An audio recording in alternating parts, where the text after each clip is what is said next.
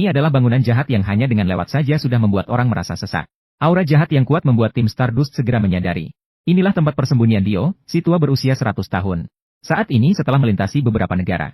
Dengan utusan pengganti yang dikirim oleh Dio. Setelah pertempuran berbahaya yang hampir merenggut nyawa.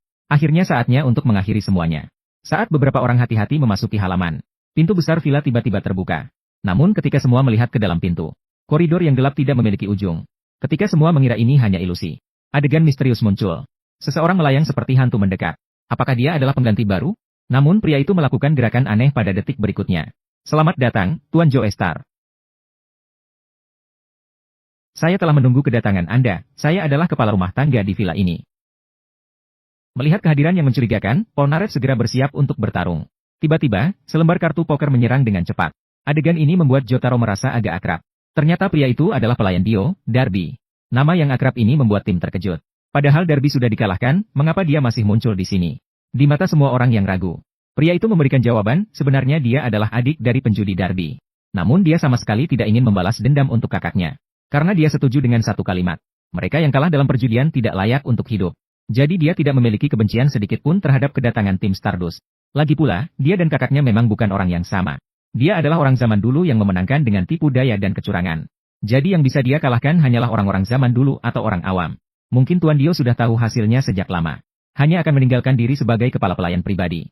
Jika ingin berduel denganku, maka silakan masuk ke dalam rumah.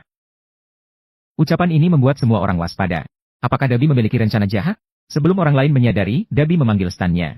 Ternyata dia adalah pemilik stand kartu yang menggambarkan Dewa Atom. Namun hal ini membuat beberapa orang merasa semakin aneh. Karena sudah lama tidak bertemu orang yang secara terbuka menggunakan stand. Siapa yang pertama? Siapa yang akan menjadi lawanku? Maka Jotaro maju untuk menyelesaikan pertarungan dengan serangan kuat. Namun Darby malah ingin bertaruh dengan Jotaro. Dia menebak Jotaro akan menyerang dengan pukulan kiri. Hal ini membuat orang-orang terkejut, apakah Darby sedang berbohong lagi? Jotaro langsung menyerang dengan pukulan kanan. Namun Darby dengan mudah menghindari serangan itu. Harus diketahui bahwa kecepatan bintang platinum adalah yang terbaik. Saat ini, Darby tersenyum. Sepertinya kemampuan judi saya masih kurang. Sebagai ganti, biarkan saya membawa Anda ke dunia yang indah. Kemudian, bintang platinum dan Jotaro ditarik ke dalam lubang hitam secara paksa. Melihat situasi yang tidak menguntungkan, Kakek dan Kakyoin melepaskan stand mereka. Mereka yang berencana menyelamatkan Jotaro malah diseret masuk ke dalam lubang hitam bersama-sama.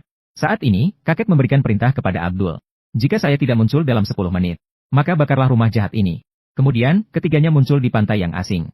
Dan pertempuran seperti apa yang menanti mereka?